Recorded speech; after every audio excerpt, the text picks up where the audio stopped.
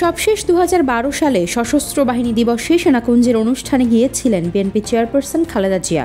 সেই হিসেবে দীর্ঘ ১২ বছর পর বৃহস্পতিবার বিকেলে তিনি আবারও সশস্ত্র বাহিনী দিবসে ক্যান্টনমেন্টে বিশেষ অনুষ্ঠানে যোগ দিয়েছেন।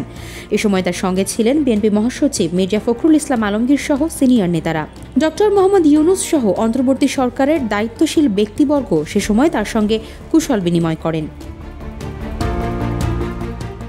অন্তর্বর্তী সরকারের আইন উপদেষ্টা আসিফ নজরুল ডক্টর মোহাম্মদ ইউনূস ও খালেদা জিয়ার সাক্ষাতের দুটি ছবি শেয়ার করে তার ক্যাপশনে পবিত্র কোরআনের একটি আয়াতের অনুবাদ পোস্ট করেছেন। বৃহস্পতিবার সন্ধ্যায় নিজের ভেরিফাইড ফেসবুক আইডিতে এই পোস্ট দেন আইন উপদেষ্টা।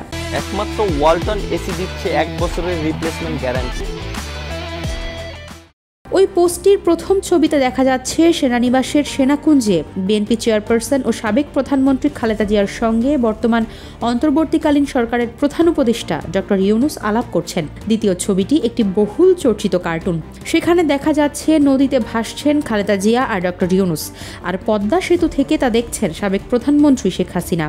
একসময় এই শীর্ষ দুই ব্যক্তিকে পদ্মার পানিতে চুবাতে চেয়েছিলেন হাসিনা, অথচ প্রায় 2 বছরের ব্যবধানে গণ আন্দোলনের মুখে গত 5 আগস্ট দেশ ছেড়ে ভারতে পালিয়ে গেছেন সাবেক প্রধানমন্ত্রী শেখ হাসিনা। আর অন্য একটি ছবিতে দেখা যাচ্ছে ছাত্র অভ্যুত্থানের মহানায়ক 3 তরুণ উপদেষ্টা খালেদা জিয়ার সঙ্গে কুশল বিনিময় করছেন। স্ট্যাটাসে আসিফ নজরুল সূরা বনী ইসরাঈলের 37 নম্বর আয়াতের কথা উল্লেখ করে লিখেছেন, আল্লাহ তাআলা বলেন, পৃথিবীতে দম্ভ ভরে পদচারণা করো না। নিশ্চয়ই তুমি তো ভূপৃষ্ঠকে কখনোই বিদীর্ণ করতে পারবে না এবং উচ্চতায় তুমি কখনোই পর্বত প্রমাণ হতে পারবে না।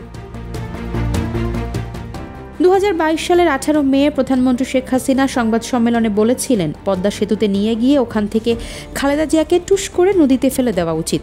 একই সঙ্গে পদ্মার পানিতে 2 চুবানি দিয়ে উঠিয়ে নেওয়া উচিত ডক্টর ইউনূসকে, যাতে মরে না যায়।